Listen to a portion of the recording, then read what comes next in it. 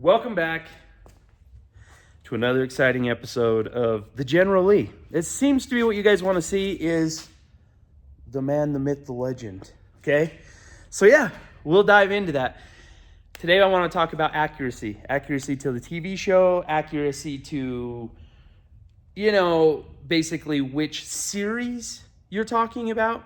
And I want to dive into my car. I want to show you what's right with my car, and I want to show you what's wrong with my car.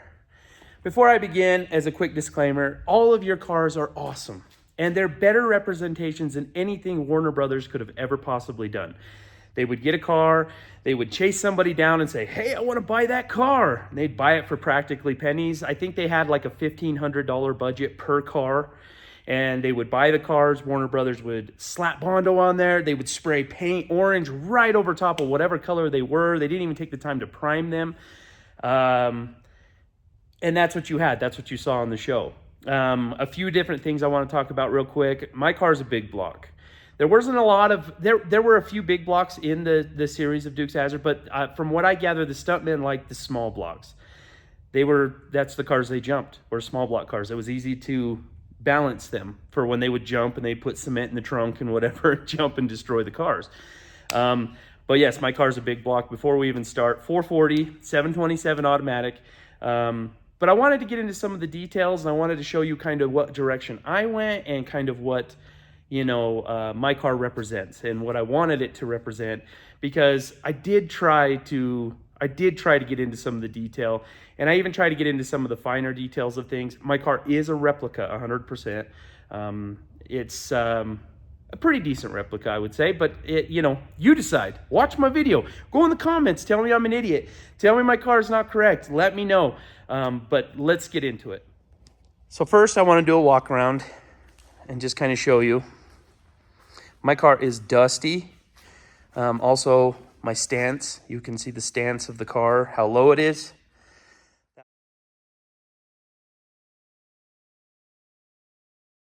That'll come into play here in a minute. I will start inserting some photos as to what my thought process was on the car, what I wanted it to look like, and how I wanted it to look. I painted the car in this warehouse, by the way. I didn't use a paint booth. You can see all the dust on the car and stuff. I haven't washed it. It's wintertime, so it makes it really rough to try to wash it at this particular point in time. I was going to wash it in here today, but I didn't want to go mud bogging. So this is what we're going to get.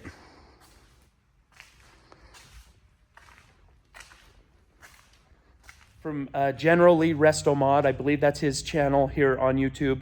He did sort of the same thing, and I wanted to kind of go over my car in kind of the same fashion because it's important. It shows you guys kind of what we're doing, kind of what other people are doing, kind of how we did stuff.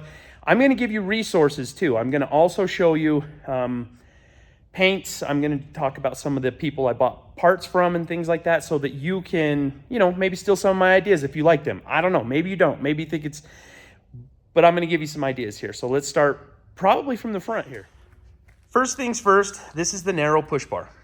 I am doing the Georgia General Lee. My car is a copy of my best interpretation of the Georgia General Lees.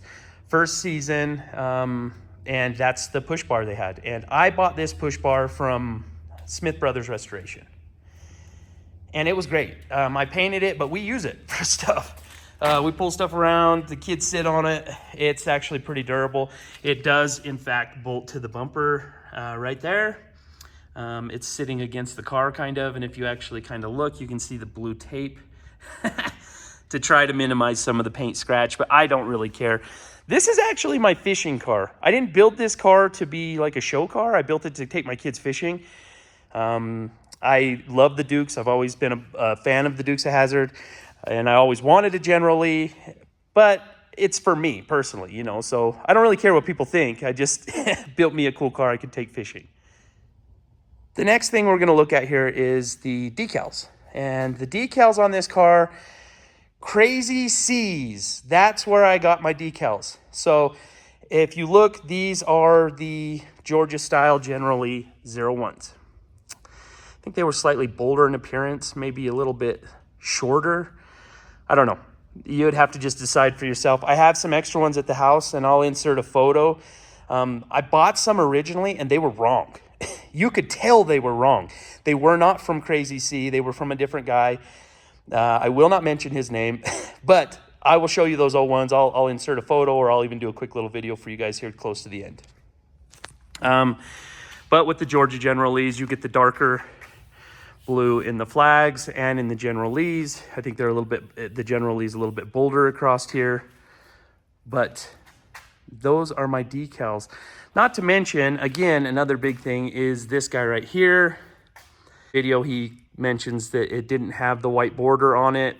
This is the best you could get. So maybe that's one thing right off the kick that I would say is probably not TV accurate, and neither is my antenna. This was just one I had sitting in my garage, put it on there. Seems to work. I'll buy one that matches for the show here pretty soon, but that's good enough for now. But this is what the darker decals look like with the Dixie flag, Rebel flag, and the 01. Another thing people try to talk about is your mirror's wrong. No, mine just didn't have the remote mirror. This is a 1969 Dodge Charger. There's a couple things here I want to point out real quick since we're talking about that. This mirror is correct. It's a non-remote mirror. If you watch Dukes, you will see a few cars that had these. I labeled my car as a certain General Lee, and this mirror would be wrong for that particular General Lee because it did have a remote mirror. This is the non-remote mirror. It's terrible. It's a piece of garbage. The remote mirror is coming. That is one thing I'm definitely going to change. This mirror is garbage. I can't even see out of it. I don't even know why it's worth it, but anyway, it's going in the trash. I'm not using that one. Another thing is, people say, your car has 68 bucket seats in it. No, it doesn't. This was an early production. When I pulled everything apart on the car, including the door panels and stuff, it said October of 1968 is when my car's an early 69. And these are the seats that came with the car. These are the ones that went with the car. And I can tell because the door panels had the same dates as the backs of the seats, October 1968. Those are the correct seats for this car. It just depended on when you got them. As soon as they started getting into 69, they did have headrests. This particular car did not have headrests. Now we're going to go under the hood.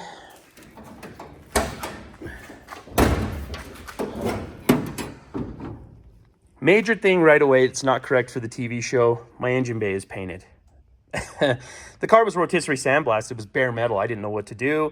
I wasn't going to paint it black. I had enough of the orange. I went ahead and did the engine bay. And that's one thing I wanted to touch on real quick. I did the body and base coat, clear coat. And I did the engine bay and the door jambs and things in a single stage. I will show you the paint color again so you have it.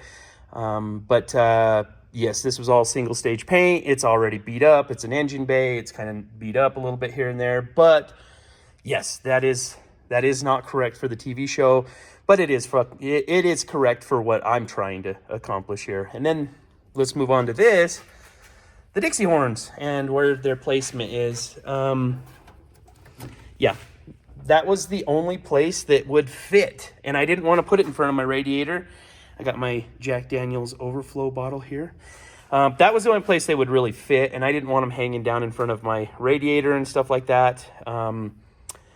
Yeah, so that's where they ended up, and I guess that's actually correct to the show. That's where, or not to the show, but to, some of the cars that they use for promos and things like that. That's where, they would put them, because I don't think the cars on the show actually had the horns. That was just the sound that was added.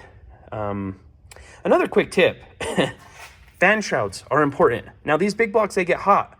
And when I do a parade or if I'm doing something slow going in the summertime, the car would get hot.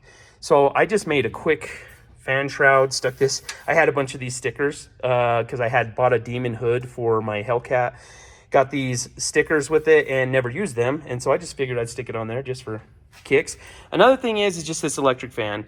I have it on a toggle switch. Car gets a little bit warm, kick the fan on with the fan shroud. I don't ever have any issues. I know I live in Wyoming. It doesn't get super hot here, but these big blocks tend to overheat and they get crazy. So that is how I deal with the overheating issue with my big block Mopar. My 69 Charger was originally silver with a black vinyl top,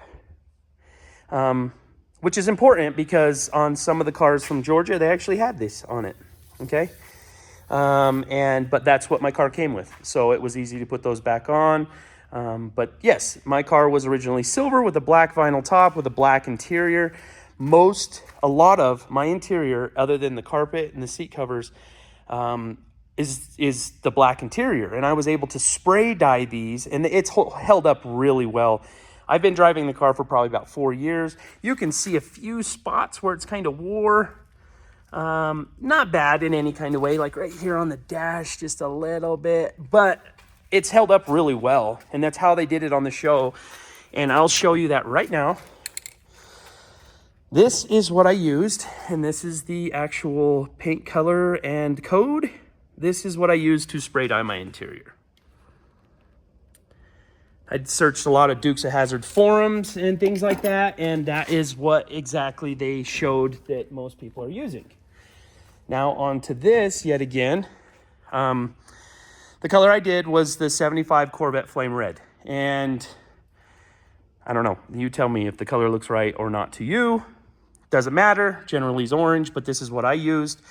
I believe if you pull this paint color, see this is Martin Senior Paints, and with Martin Senior Paints, their color that was the equivalent of the 75 Corvette Flame Red was Flame Orange. This is the part number, and you can see here. Go ahead and pause video and snag that if you'd like. I believe this particular can I'm using for touch-up paint, I think this was the single stage, but if you tell them you want the base coat clear in this same color, this is gonna be good enough, okay? This was the single stage that I used in the door jambs and under the hood, under the trunk, that's what I used. But I did base coat, clear coat on the body, and that's the paint. So in the Dukes of Hazzard, when the stuntmen would go in the mornings to find the cars they wanted to use to jump, to slide, to do whatever they needed to do, they would tell you they were a first unit car, second unit car, etc. down the line. They were all labeled. And I did a ton of research through Generally Junkyard on Facebook, Kibby and Friends podcast, just down the line. Those were some of the major resources I used. I will try to tag them in the description so you can actually go to some of them to figure out where the labels were, because that was kind of fun for me. The stuntman or the person would walk up, this is the right car, and take that car and go. There were a few places they were located, and I will show you that because I have marked my car that way. I've also labeled this one as General Lee number 3, a very famous General Lee. You can look into that if you'd like to, but right here on the front bumper was one of those places. I bought a label maker off of Amazon, and it came with red and black tape. And those were the two colors they used, conveniently enough. The Georgia General Lees were all labeled Lee 3, Lee 2, Lee 1, Lee 6, whatever, in the black label. As soon as they moved to California, it went to a red label, and it started out as the GL, and then they were numbered from there. When the Values A's and stuff were building the cars, it's Melody Ranch. And then when Warner Brothers took over building them, they became WGL, and that's how they were labeled, but they were labeled pretty much in the same spots. And so the first place was right here on the front bumper, anywhere right here on the front bumper. You'd see it up high, you'd see it kind of down low, you would just see it where you could see it right there. The other place was up here by the VIN tag. Right there, which you would have seen with General Lee number 1. Another place that they would label them, right here in the door jamb. Yeah, that's where they would label it, right there, so they could open the door and bam, there it is, boom. There was another place here that they would label them right there in the dash. Now, another label that they would put right here is caution, car starts in gear, things like that. A lot of these cars, actually, if you just pull it down into drive and try to start it, it'll do it. And so they'd have a label on here that would tell different stunt people details on the car. But this one I've labeled with the Lee 3 right here on the speedometer, and that would be something that they would do when they were labeling the cars to know which one you were taking that particular day. One other glaring detail on my car that is not correct, other than the antenna, the border around the little cross flags, things like that, are my wheels. Now, I wanted 15-inch wheels on the car, and you can see they're dirty. Like, this is a General Lee, and I drive it like a General Lee. These are the more modern style ones. They're the special edition 01s. They're the ones that are made by American Racing, Vector Wheel. I don't think they look too bad. The only difference is they're not machined the same as the old school ones right here. And there's a few other little differences. I obviously don't have the Carroll Shelby caps on there, but I don't think they look too bad. I mean, honestly, them kind of details I'm not as worried about because I drive the car like a General Lee. I take it on some dirt roads. I'm not being easy on it, but these wheels are not correct for the TV show. I'm not going to be too big of a stickler on some of this because I don't care. And I know you guys don't either. You just want to drive the cars. You want to use the cars. You want to do things with the cars. So those are a couple of the details. So the wheels, the antenna, and I'm trying to think of what else here. Oh, the engine bay. The engine bay was definitely not like that. And then I believe they did some stuff with the emblems in the grill. I think sometimes they would take this guy off, or they'd even end up painting the Charger.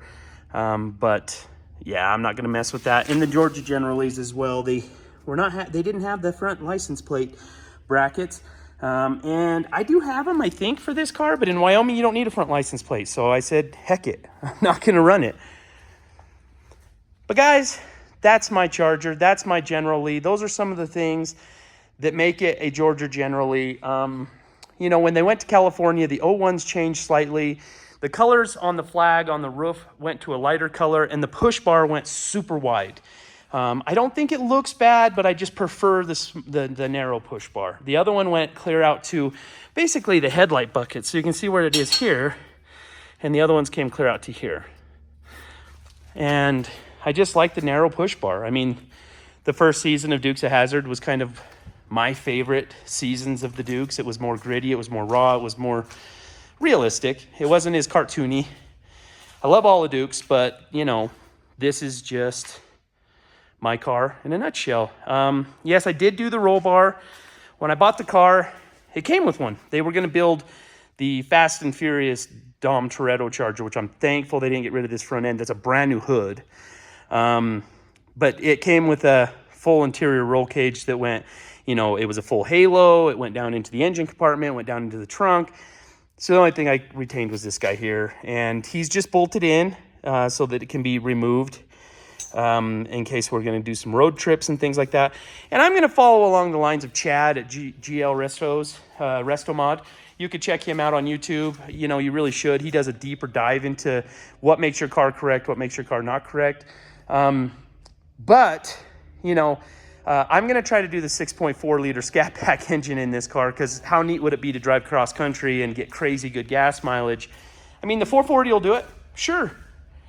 But, you know, I just, you know, would like to have some more dependability and, you know, and the power. Those engines are powerful. One last thing before I wrap this up that I did on this General Lee that I don't see a lot of guys doing, but was correct to the show. During the first season, if you watch I can't remember which one it was called. Oh, Daisy's song. They're running away from the cops at the record store, and Luke jumps across the hood, and when he jumps across the hood, he snags the antenna and snaps it off. From that time forward, generally didn't have an antenna. You might see a car here or there that did, but I deleted that. This fender was one of the originals to the car. It wasn't super great. It wasn't super perfect, but it was good enough to use. And so in that fact, I said, heck it, no antenna. Makes for sliding the hood, which I have never done, by the way. It's a brand new hood. I give it some time, maybe, but no antenna on the car. And that was kind of an important detail that I wanted to make sure to have when, you know, making the General Lee, because, you know, there was a reasoning for that. Now, most General Lees were not 69 Chargers. They were 68. There were some 69s, of course, but for the most part, I've come to find out that there were majority 68 Chargers that were converted, and there were no 70s. I know a lot of people want to argue with that, but those are the same people that would argue with me, but that color is TNT Express, and da-da-da-da-da, and Travis Bell can suck it. General Lee was orange. If your car's Hemi orange, Big Bad orange, Corvette Flame, TNT Express, it's right. It's correct. The General Lee was orange. Let's just be honest. Guys, thanks for watching, and I'll be back with more stuff, and we'll do some more deep dives. Yeah, as soon as I start changing a few things and doing a few things on this car, I'll let you know. I have some work coming up on it and changing that mirror out and things like that, and I'll bring you guys along for the ride. Thanks for watching.